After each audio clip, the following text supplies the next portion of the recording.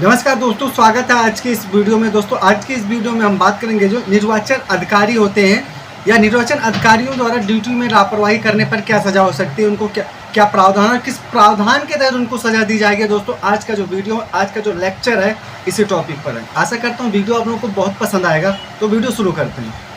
तो सबसे पहले आगे बढ़ते हैं और जानते हैं प्रावधान के बारे में जानेंगे, दंड के बारे में जानेंगे।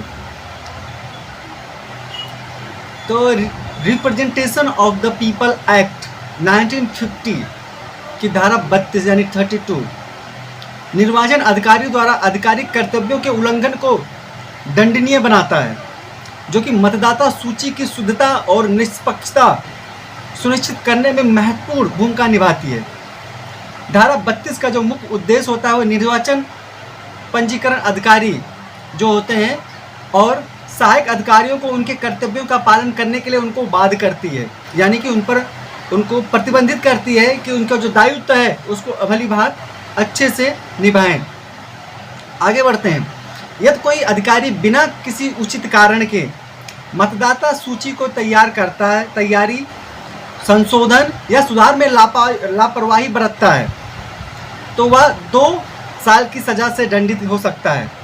ध्यान रहे, इस चीज़ को मैं रिपीट करना चाहूँगा। अगर कोई जो मतदाता अधिकारी होता है वो अगर सूची तैयार करना, मतदाता की सूची तैयार करना, मतदाता की सूची में संशोधन करना या सुधार में लापरवाही करना, इन तीनों चीज़ों में अगर वो लापरवाही करता है, अपना काम सही से नहीं करता, तो कम से कम 2 साल की सज़ा का प्रावधान है और उसको सज़ा दिया जा सकता है। दूसरी बात, इसमें लापरवाही शब्द है तो लापरवाही आपका संशोधन में भी हो सकता है, सूची बनाने में भी हो सकता है, या संशोधन जो किया जाता है, करेक्शन किया जाता है, उसमें भी।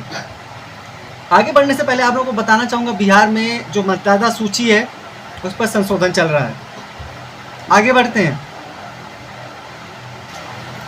देखिए, यह एक स्पष्ट रूप से अधिकारियों को जिम्मेदारी तय करता है। जो धारा 32 है वो जिम्मेदारी तय करता है कि बिना उचित कारण का जो तत्व महत्वपूर्ण है वो साबित करना अभियोजन पक्ष की जिम्मेदारी है। और धारा 32 अधिनियम की धारा अन्य धाराओं से जुड़ी है, जैसे धारा 28 निर्वाचन अधिकारियों की शक्तियाँ और धारा 31 झूठी घोषणाओं के लिए दंड। यदि कोई अधिकारी झूठी प्रविष्टि को जानबूझकर अनदेख करता है तो यह धारा 32 के अंतर्गत आता है। अगर हम इसके बाद में आगे बढ़ेंगे तो जानते हैं कि जो उपधारा 2 है, सद्भावना में किए गए कार्यों को सुरक्षा प्रदान करती है, जो भारतीय दंड संहिता आईपीसी की धारा 52, अब वो बदल चुका है, अनुरूप है। यह प्रावधान अधिकारियों को अनावश्यक मुकदमों से बचाता है लेकिन लापरवाही को माफ़ नहीं करता है। निर्वाचन आयोग द्वारा 32 के तहत, धारा 32 के तहत शिकायत दर्ज करने का अधिकार रखता है, जैसा कि धारा 32 की उपधारा 3 में उल्लेखित है। धारा 32 निर्वाचन प्रक्रिया की अखंडता बनाए रखने में केंद्रीय भूमिका निभाती है। भारत में मतदाता सूची जो होती है उसकी तैयारी में इलेक्शन कमीशन के अधीन होती है और यह निरंतर प्रक्रिया है कि अधिकारियों की लापरवाही से फर्जी मतदाता, डुप्लीकेट प्रविष्टि या अयोग्य व्यक्तियों का पंजीकरण हो सकता है, जो कि चुनाव परिणाम प्रभावित करता है। जैसे यदि ईआरओ बिना जांच के नाम शामिल करते हैं तो यह लोकतंत्र के सिद्धांतों का उल्लंघन होगा। मैं इसमें पर्टिकुलर लाइन में मैंने ईआरओ शब्द जो यूज़ किया है वो अधिकारी होते हैं, मतलब उन जो मतदाता सूची बनाते हैं वो अधिकारी होते हैं, उनके बारे में ईआरओ शब्द जोड़ा गया है। इसमें सहायक अधिकारी भी होते हैं, मुख्य अधिकारी भी होते हैं, तो इस चीज़ के बारे में बताया गया है। जो इलेक्शन कमीशन ने मतलब कई ऐसे निर्देश जारी किए हैं कि धारा 32 के तहत लापरवाह अधिकारियों पर कार्रवाई की जाएगी। जैसे बूथ स्तर के अधिकारी, बीएलओ, बूथ लेवल अफसर मतदाता सूची अपडेट करने के जिम्मेदार हैं और उनकी चूँकि दंडनीय है, तो यह प्रावधान मतदाता जागरूकता बढ़ाता है और अधिकारियों को सतर्क रखता है। भारत में धारा 32 का महत्व बढ़ता जा रहा है क्योंकि डिजिटल युग में मतदाता पंजीकरण ऑनलाइन हो रहा है और इलेक्शन कमीशन की रिपोर्ट के अनुसार 2024 में लाखों फर्जी प्रविष्टियां हटाई गई। मतलब लाखों ऐसे वोटर लिस्ट में मेंबर्स थे जो फर्जी थे, उनको हटाया गया। 2024 की बात की जा रही है, जो अधिकारियों की भूमिका पर प्रकाश डालती है कि अधिकारियों को अपने काम के प्रति सजग और सतर्क रहना चाहिए। यह धारा अनुच्छेद 326 वयस्क मताधिकार को मजबूत करती है क्योंकि शुद्ध मतदाता सूची ही निष्पक्ष चुनाव का एक आधार है। राजनीतिक दलों के लिए भी यह महत्वपूर्ण है क्योंकि लापरवाही चुनावी विवाद पैदा कर सकती है। हालांकि उपधारा 2 सद्भावना की सुरक्षा प्रदान कर अधिकारियों को प्रोत्साहित भी करती है। एक मामले में याचिकाकर्ता ने धारा 32 के तहत दर्ज एफआईआर को रद्द करने की मांग की थी। समझते हैं इसको।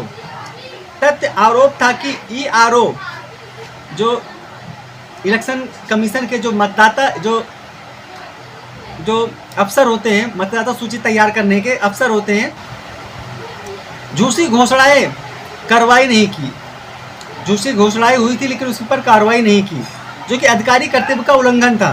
कोर्ट ने कहा कि धारा 32 जो है उपधारा 3 प्रक्रियात्मक बार के अनुसार इलेक्शन कमीशन या मुख्य निर्वाचन अधिकारी की अनुमति के बिना अभियोजन नहीं हो सकता है। यह निर्णय धारा 32 की प्रक्रियात्मक सुरक्षा स्थापित करता है जो कि अधिकारियों को अनावश्यक उत्पीड़न से बचाता है।